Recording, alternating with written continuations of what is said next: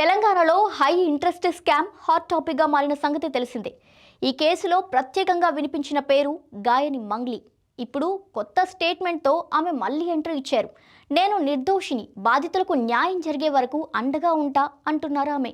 అంటే కేసులో పేరొస్తేనే support system ఫ్రీగా వస్తుందా అన్న చర్చ మొదలైంది.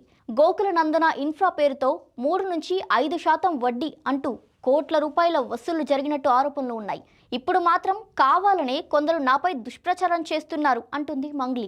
ఇంకా అసలైన ట్విస్ట్ ఏంటంటే తనపై ఆరోపణలు చేసిన వారిపైనే కౌంటర్కి కేసులు పెడుతుంది.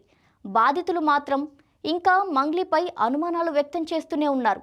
ఇదంతా చూస్తుంటే స్కామ్ కంటే స్టేట్మెంట్లే ఫాస్ట్గా తిరుగుతున్నాయనే కామెంట్స్ వినిపిస్తున్నాయి. అంటే మొదట డబ్బులు తీసుకొని మోసం చేసిన వాళ్ళే ఇప్పుడు మీ డబ్బు మా బ్యాంకుల్లో సేఫ్గా ఉంది, మేమే అండగా ఉంటాం అంటున్నారన్నమాట అంటూ నెటిజన్లు ఈ విషయంపై సెటర్లు వేస్తున్నారు.